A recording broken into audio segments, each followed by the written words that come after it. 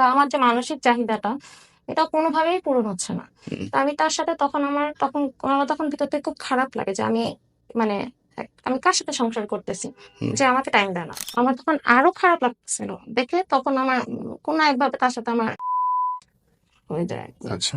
আমি তো তখন খুবই কান্না করতেছিলাম, আমি তখন অলরেডি কান্না চলে আসছে হুম, যেটা দেখি। হুম। তো পরে আমার তো ঘুম আসছে না, যে আমার এই টেনশনে যে আমি এটা কি করতেছি, আমি কি করলাম এটা। আমার তো কোনোভাবে ঘুম আসছে, সারা রাত আমার ঘুম হারাম, হুম। ঘুমই নাই চোখে।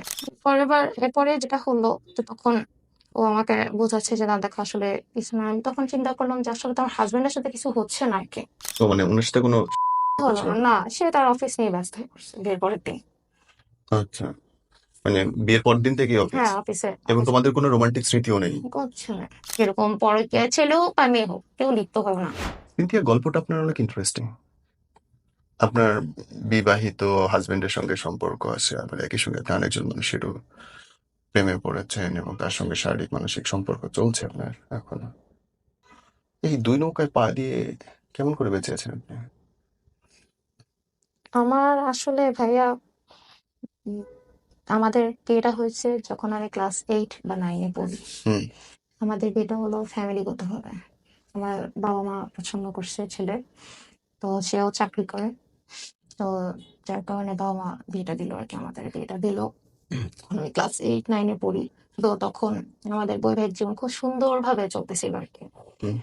তো একটা টাইমে দেখা যায় সে তো চাকরি করে, তো সকাল ভোরবেলা বেরোয়, আর অফিসে 6টায়, কিন্তু আস্তে আস্তে রাত 9টা বাজে আর কি। স্বাভাবিক, সবার জীবনে এরকমই। হুম। তো তখন আম দেখা যায় যে ওর অফিসেরও মাঝে, মাঝে প্রেশার থাকে। যার কারণে সে আমাকে ঠিকমতো টাইম দিতে পারে না। তো এভাবে আমার ১ম কয়েকদিন খুবই ইয়ে লাগে। কিন্তু এরপর এবার আস্তে, আস্তে খুব খারাপ লাগে আস্তে, আস্তে। দেখা যায় যে আমি তাকে পাচ্ছি না। সে আমাকে টাইম দিচ্ছে না।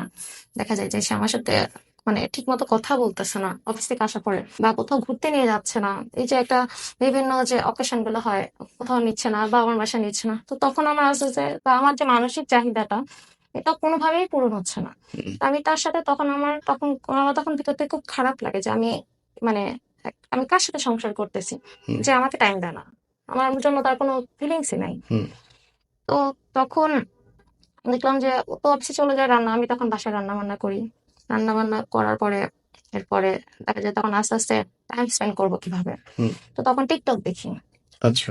টিকটক অ্যাকাউন্ট খুলে তখন টিকটক দেখি। তো দেখতে, দেখতে মাঝে, মাঝে বিভিন্ন স্যাড গানগুলা ছাড়ে। আচ্ছা। তো তখন স্যাড গানগুলো ছাড়ার পরে তখন দেখি যে ওগুলো মাঝে মাঝে শুনি, তখন আরো বেশি খারাপ লাগে যে নিজের বাস্তব জীবনের সাথে মিল আছে আর কি। তো তখন একদিন পোস্ট করছি, কয়েকদিন এরকম পোস্ট করি প্রায় টাইমে। তো তখন দেখা যায় অনেকে তো কমেন্টস করে আর কি। তো একটা লোক কমেন্টস করলো একদিন। তো তখন দেখলাম যে সে বলছে, আপনি সবসময় স্যাড গান শুনেন কেন। তো আমি যেটাকে ইগনোর করছি, ওরকম একটা দেখিনি আর কি। তো এর পরের বার জিনিসটা আমি খেয়াল করলাম আর কি। খেয়াল করলাম যে সে আপনার কি মন খারাপ, আপনার কি মানে স্যাড গান কেন শোনেন। তাই আমি বললাম যে আমি এমনিতে শুনি। পরে বলে যে আপনার নিশ্চয়ই হাজবেন্ডের সাথে কিছু একটা হয়েছে, নাহলে মন মন মালিন্য হচ্ছে না। আমি বললাম যে না, আমি হাজবেন্ডের সাথে খুবই ভালো আছি, আমি এরকম কিছুই না। তো এরকম কয়েকদিন সে আমার এরকম টেক্সট করে। আমি তখন তাকে বলতে বাধ্য হলাম যে আমার হাজবেন্ডের সাথে আসলেই মন মালিন্য হচ্ছে না। হুম, তো যার কারণে আমি স্যাড গানগুলো শুনি, ফেসবুক এখানে পোস্ট করি, টিকটকে পোস্ট করি। তো তখন বললো আস্তে আস্তে যে তাহলে কি আমি আপনার সাথে আমি আহ আমরা কি ফ্রেন্ড হতে পারি। হুম, তা আমি বললাম যে ফ্রেন্ড কি হবে, আমি তো একটা ম্যারিড পার্সন, হুম। আমার তো সংসার ভেঙে যাবে আপনার সাথে কথা বলে। তারপরে সে বলল যে আমরা ফ্রেন্ড থাকি। তো এরপরে আস্তে আস্তে এভাবে কয়দিন কথা বলতে বলতে তখন হচ্ছে যে সে হুট করে আমার কাছে ফেসবুক আইডি ছিল, মেসেঞ্জার ছিল। তো তখন ফেসবুক আইডি দিলাম। তখন আমাদের এভাবে করে প্রায় কয়দিন আস্তে আস্তে ফ্রেন্ডসদের মতো আমরা কথা বললাম। আমাদের মাঝে মাঝে আমরা দেখাও করলাম, ঘুরতে গেলাম বিভিন্ন জায়গায়, যেমন মিরপুরে। আমি তো মিরপুরে থাকি, তো তো মিরপুরে ওখানে অনেক রেস্টুরেন্ট আছে, রেস্টুরেন্টে ঘুরলাম, খাওয়া দাওয়া করলাম। এরপরে আমরা মাঝে মাঝে রিক্সায় করে এদিক ওদিক একটু ঘুরলাম। এরপরে আস্তে আস্তে সে আমার ফোন নাম্বার দিল, আমরা ফোনে কথা বললাম। তখন আস্তে আস্তে আমাদের কথা বলতে বলতে হুট করে আমাকে সে ফোন দিল। হুট করে একদিন ফোন দিয়ে বললো যে আমি তো তোমার বাসার নিচে। আমি পুরা মানে শকড হয়ে গেছি। যেটা কি এটা কি? আমি তো বাসার অ্যাড্রেস দেইনি। ও তুমি আমার বাসার নিচে মানে কিভাবে? হুম পরে বললো যে আমি তোমার বাসাটা দেখবো, আমি তোমার এখানে চা খাবো, হুম। চা কফি খেয়ে চলে যাবো। আমি বললাম যে আচ্ছা ঠিক আছে। আস- আসলো। আপনার বাসায় কে কে থাকতো? আমি আর আমার হাজব্যান্ড আর কেউ থাকতো মানে যখন আসে তখন আর কেউ ছিল না? না, তেমন কেউ ছিল না। ওকে। তো নিচে দারোয়ান ছিল না? না, দারুণ ছিল না। আচ্ছা। তো ওকে তখন আমি উপরে আসলো, উপরে এসে সে হচ্ছে যে যাকে তাকে আমি বসতে বললাম তুমি বসো, আমি ভিতর থেকে চা নাস্তা নিয়ে আসতেছি। আমি ভিতরে গেলাম, ভিতরে যে হচ্ছে যে চা নাস্তা আনলাম, তাকে খাওয়া দাওয়া করলাম। সেইটু পুরো বাসাটা আমার 2 রুমের বাসা তো। হুম তো আমার বাসাটা পুরাটা হচ্ছে ঘুরে ফিরে এভাবে করে দেখি, হুম। দেখে কতক্ষণ গল্প টল্প করলাম। আচ্ছা, এরপরে তখন আপনার ভয় লাগতেছে না? আমার তো খুবই ভয় লাগতেছে। আমার তো তখন খুব প্রচন্ড ভয় লাগতেছে যে আমি তখন কি করবো, কারণ এটা যদি বাড়ির মানুষ জানে তখন তো ঝামেলা হয়ে যাবে, আমার সংসার ভেঙে যাবে। হুম। তো এরপরে সে যেটা করলো, আমার বেডরুমে এন্ট্রি করছে, ভেতরে ঢুকছে। আচ্ছা। এরপরে বেডরুমে ঢোকার পরে সে বলছে এটা তোমার বেডরুম? আমি বললাম যে, হ্যাঁ এটা আমার বেডরুম। তো আমি বেডরুম বারান্দায় দেখাতেছিলাম, তখন দেখি যে আমি একটু পিছন দিকে ফিরে দেখি যে সে দরজা লাগাচ্ছে, আমার বেডরুমের দরজা সে লাগাচ্ছে। আমি তখন আরো ভয় পাচ্ছি, আমার বেডরুমের দরজা কেন? তো যেটা করলো যে সে আস্তে আস্তে দেখি যে সে আমাকে ভাবে করে টাচ করতেছে। আমি বললাম যে এটা কি? আপনি আমাকে টাচ করলে কেন? তো পরে বললো যে হ্যাঁ, দেখলাম যে সে মানে আমার খুব কেমন জানি লাগতেছিল, তখন খুব খারাপ লাগতেছিল। আমি তো পুরো মানে আমি তখন কান্না করে দিতেছিলাম, আমার প্রায় কান্না আসতেছিল। তো দেখি যে সে আমাকে ধরতেছে, এরপরে দেখি যে সে আমাকে আস্তে আস্তে করতেছে, আর আমার তো ভিতর থেকে তখন উঠে যেতেছিল। তখন আম, দেখলাম যে আস্তে আস্তে সে আমাকে এভাবে করে ধরতেছে। তো তখন দেখলাম সে তার শার্টের বোতাম আস্তে আস্তে এভাবে করে খুলতেছে আর কি। আমার তখন আরো খারাপ লাগতেছিল দেখে, তখন আমার কোনো একভাবে তার সাথে আমার শারীরিক হয়ে যায়। আচ্ছা। আমি তো তখন খুবই কান্না করতেছিলাম, আমি তখন অলরেডি কান্না চলে আসছে যেটা দেখছি। হুম। তো এরপরে এসে আমাকে বোঝাচ্ছে যে না এরকম কিছু না, তুমি শান্ত হও। সান্ত্বনা দিচ্ছে কোনো একভাবে যে শান্ত হও, মেলামেশা কিছু না, করে। হ্যাঁ কিছু হবে না, তুমি শান্ত থাকো। তো এভাবে করে সান্ত্বনা দিয়ে আমি কান্না আমার আস্তে আস্তে থেমে যাচ্ছে, কিন্তু এরপরে দেখি সে আবার আমার সাথে করতেছে সেকেন্ড টাইম, ওই দিনই সেকেন্ড টাইম। আমার তো দেখলাম যে সে আমাকে এরপরের বার সে আমাকে কান্না থামানোর চেষ্টা করতেছে, আমাকে বোঝাচ্ছে যে দেখো এরকম আর হবে না, হুম, তুমি আমাকে প্লিজ কিছু মনে করো না। হুম। তো এরপরে আমি বললাম যে দেখো তুমি আমার সাথে আর কথা বলো না, আমার আচ্ছা। আমার সংসারটা ভেঙে যাবে, তুমি এখান থেকে চলে যাও। ওকে, মানে বের করে দিলেন যে? বের করে দিলাম তাকে। এরপরে আমি মানে ঠিক মতো থাকতে পারতেছি না বাসায়, কারণ এই জিনিসগুলো প্রথমবার তার সাথে আমার অন্য কারোর সাথে। তো আমার তখন খুব খারাপ লাগতেছিল, আমার হাজবেন্ড আসছে, আমি তাকে ঠিক মতো খাওয়া দিতে পারতেছি না। সেও তো জিজ্ঞেস করতেছে যে তোমার কি হলো, তোমার মন খারাপ কেন, তুমি আমার সাথে কথা বলো। হুম তাই মনে হচ্ছে না আসলে মন খারাপ না, আসলে আমার খুব খারাপ লাগতেছে, আসলে সারাদিন তো বাসায় কাজ করলাম আর কি, এই জন্য খুব খারাপ লাগতেছে। হুম। তখন তো তাকে আমি এই কথাগুলো বলতে পারি না। তো বললো যে সে আমাকে বারবার জিজ্ঞেস করতেছে হাত ধরে যে তোমার কি হয়েছে বলো। তাই আমি বললাম যে, না কিছু হয়নি, তুমি খাওয়া দাওয়া করো ঠিক মতো, খাওয়া দাওয়া করে তুমি যে শুয়ে থাকো, তোমার তো কালকে সকালে অফিস আছে। তো পরে আমার তো ঘুম আসছে না, যে আমার এই টেনশনে যে আমি এটা কি করতেছি, আমি কি করলাম এটা, আমার তো কোনোভাবে ঘুম আসছে, সারা রাত আমার ঘুম হারাম, হুম। ঘুমই নাই চোখে। এর পরের দিন সকালবেলা ওকে নাস্তা দিলাম, আমার হাজবেন্ডকে নাস্তা দিলাম। এরপরে ও খাওয়া দাওয়া করে আস্তে আস্তে অফিসের দিকে চলে গেল। এরপরে আমি আস্তে আস্তে বাসার কাজ ধরতেছি, কিন্তু এদিক থেকে দেখতেছি যে আমার সর্বক্ষণ ফোন আসতেছে, সে আমাকে কন্টিনিউয়াস ফোন দিতেছে, ফোন দিতেছে, ফোন দিতেছে, আমি তো ফোন ইগনোর করতেছি। তা এর পরের বার সে যখন এরকম মিনিমাম 10-12 বার অনেকবার ফোন দিল, তো তখন দেখলাম, তখন আমি ফোনটা রিসিভ করলাম বাধ্য হয়ে। আমি তাকে বললাম যে আমি তোমার সাথে কথা বলবো না, তুমি আমাকে কেন ফোন দিচ্ছ, আমাকে আর ফোন দিও না। ফোনটা কেটে দিছি। হুম। এরপরে আবার ফোন দিছে। এরপরে সে আমাকে যেটা বললো যে আমি তো তোমার বাসার নিচে, আবার? আবার বাসার নিচে। ও মাই গড।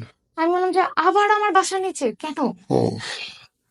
তো পরে বললো যে আমি তোমাকে জাস্ট একটু দেখে যে প্লিজ, অনেক রিকোয়েস্ট করছি। আমি বলছি, না আমাকে দেখতে হবে না, আমাকে তো একবার দেখছো, হুম। এখন আর এসো না, যা ঘটনা যা ঘটে ঘটনা ঘটে। ঘটে গেছে তোমার সাথে শেষ, তুমি আর এসো না আমার এখানে। হুম তো এরপরে যেটা হলো যে আমি বললাম যে ঠিক আছে তুমি একবার দেখে জাস্ট চলে যাও। আচ্ছা।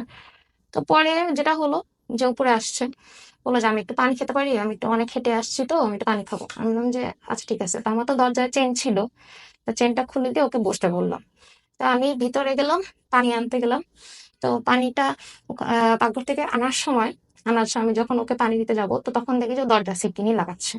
আর আমার যে মেইন দরজা সিটকিনি ওটা সে লাগাচ্ছে। লাগানোর পর তখন আমার ভয় কাজ করতেছে যে এটা কি। তো পরে বললো যে দেখলাম যে সে পানি পানি খেলো, খাওয়ার সময় সে আমাকে হাত ধর করে, এবার হাত ধরছে, ধরার পরে সে বলতেছে যে আমাকে প্লিজ, তুমি আর তোমার কাছে থাকতে পারবো না, আমি তোমাকে অনেক ভালোবাসি। আমি তখন এর হাত সরাই দিছি। হুম আমি যে ভালোবাসি কি মানে কিভাবে? হুম বলছে দেখো আমি তোমার কাছে আর থাকতে পারবো না, আমি আমি থাকতে পারতেছি না বাসায়, আমার আমার কোনো কিছু ভালো লাগতেছে না, হুম তোমার কাছে আর থাকতে পারবো না। হুম তো এইভাবে করে আমি যখন তাকে আস্তে আস্তে যখন তাকে সান্ত্বনা দিতে গেলাম, হুম আস্তে আস্তে তখন বললাম যে সান্ত্বনা দিতে গেছি, তখন দেখি যে সে তাকে আমি বেডরুমে নিয়ে যাচ্ছি, বসে বসে তাকে বোঝাচ্ছি, দেখো এভাবে করো না, তুমি শান্ত হয়ে যাও, তুমি এভাবে সম্ভব না, তুমি মানে সে চলে যাও। কান্নাকাটি করতেছে। হ্যাঁ, সে কোনো যে হাত ধরতেছে পা ধরতেছে, এভাবে করে পা ধরে মাপতাচ্ছে। বাট আমি তাকে বোঝাচ্ছি, কিন্তু সে ওটার যেটা বলে হুম সদ্ব্যবহার করতেছে কিভাবে, যে সে আমাকে তখন আমার সাথে তখন আবার সেই ইয়েতে বাধ্য হলো আর কি। আচ্ছা, তো তখন মানে কান্নাকাটি করতে করতে আপনাকে আবার হ্যাঁ, তাকে আমি সান্ত্বনা দিলাম, সে তো শান্ত হলো। তো হুম তখন সে আস্তে আস্তে আবার আমার ইয়াতে পড়লো। এরপরে যেটা হলো যে তখন ও আমাকে বোঝাচ্ছে যে না দেখো আসলে কিছু না। আমি তখন চিন্তা করলাম যে আসলে তো আমার হাজবেন্ডের সাথে কিছু হচ্ছে না আর কি। হুম তো তখন মানে ওর তোমার সাথে হাজবেন্ডের সঙ্গে কতদিন পর পর মেলামেশা হয়? আমার হাজবেন্ডের সাথে মিনিমাম কত, আমাদের তো বিয়ে হলো 1 বছরের উপরে হয়ে গেল। হুম তো ওই এর বিয়ের এক মানে কয়েকদিন যেতে না যেতে আমাদের তো কিছুই হলো না আর কি। তো মানে ওনার সাথে কোনো হলো হচ্ছে না, না? না সে তার অফিস নিয়ে ব্যস্ত হয়ে পড়ছে বিয়ের পরের দিন। আচ্ছা, মানে বিয়ের পর দিন থেকেই অফিস, হ্যাঁ, অফিসে এবং অফিস তোমাদের কোনো রোমান্টিক স্মৃতিও নেই? করছে না। আমাদের ভিতরে যে কোনো একটা স্মৃতি থাকবে, যে বা কোনো একটা ইয়া থাকবে, ওই জিনিসটা নাই, কারণ ও পরের দিনই অফিসের কাজে ব্যস্ত নাকি। মানে হলো কোনো অ্যাটাচমেন্টই না, হয় না? কোনো অ্যাটাচমেন্ট হয়নি। আমি ভিতর থেকে বুঝতেছি যে আমার ওর সাথে সম্পর্ক যেগুলো করতেছি আমি, বা কন্টিনিউ যে এখন যে কন্টিনিউ করতেছি, এটা আমার কাছে খুবই খারাপ লাগতেছে, আস্তে আস্তে খুবই খারাপ লাগতেছে। তো আমি হাজবেন্ডকে ফিরাতে পারতেছি না। তুমি কি তোমার হাজবেন্ডকে বোঝানোর চেষ্টা করছো কখনো? বোঝানোর চেষ্টা করছি, বোঝানোর চেষ্টা করছি, কিন্তু আমি পারিনি, ওকে পারতেছি না আমি কোনোভাবে বোঝাতে আর কি। ওকে তুমি স্পষ্ট খুলে বলছো যে তুমি আমার সাথে মেশো, আমার কাছে আসো, এগুলো বলছো কখনো? হ্যাঁ, আমি ওকে বলছি যে তুমি আমার সাথে থাকো, আমাকে টাইম দাও, তুমি অফিস ছেড়ে তুমি আমাকে টাইম দাও, কোনো হুম সমস্যা নেই, তুমি আমাকে নিয়ে ঘুরতে চলো, বা আমরা দুজন একসাথে বের হই, একসাথে বসি, গল্প হুম। করি, যে আমাদের কি সমস্যা, আমরা দুজন কেন একসাথে থাকতে পারতেছি না। তো ওকে আমি কিন্তু তোমাদের যে তোমার যে একটা শারীরিক দূরত্ব আছে তোমার হাজবেন্ডের সঙ্গে, এটা কখনো স্পষ্ট খুলে বলছো তাকে? এটাও আমি তাকে বলছি। আচ্ছা। তাকে বলছি যে দেখো তুমি তো সবসময় অফিসে টাইম দাও, তুমি তো আমাকে টাইম দিচ্ছ না। হুম তাহলে এখান থেকে যে আমরা দুজন যে দূরে সরে যাচ্ছি, এটা তো মানে আমি, আমার কাছে খারাপ লাগছে, এমন তোমার কাছেও খারাপ লাগতেছে। হুম তাহলে আমাদের কি উচিত না যে আমরা, তুমি অফিস করতেছো ঠিক আছে, কিন্তু অফিসে পরে তুমি অন্তত আমাকে টাইম দাও, হুম আমাকে নিয়ে কোথাও ঘুরতে যাও, আমরা একসাথে বসি, গল্প করি, আমরা জিনিসগুলো সুন্দর হবে একসাথে আবার নতুন করে সুন্দর করে সাজাই, তাহলে আমাদের সংসারটা সুন্দর হবে। হুম তোকে বোঝানোর চেষ্টা করছি অনেকবার, বারবার করে বোঝাচ্ছি, কিন্তু ওই যে আমার ভিতরে যে ওই জিনিসটা খারাপ লাগতেছে যে আমি তো একজনের সাথে রিলেশনে বসে আছি, হুম এখন আমি ওকে ফেরাতে পারতেছি না, আমি একেও ছাড়তে পারতেছি না। হুম তো যার কারণে তখন হচ্ছে যে মানে কি করব তখন। আমি ওকে, আমার হাজবেন্ডকে আমার হাজবেন্ডকে আমি বারবার বলছি দেখো তুমি আসো, ফিরে আসো, তুমি যেখানে আসো ওখান থেকে ফিরে আসো, তুমি চাকরি করো, কোনো সমস্যা নেই, কিন্তু চাকরি করে মাঝে মাঝে আমাকে একটু টাইম দিও, তাহলে আমাদের যে দূরত্ব নাই দূরত্বটা তোমার থাকবে না। হাজবেন্ডে কি কোনো পরকীয়া ছিল? না। খোঁজ নিছো? হ্যাঁ, কেমন করে?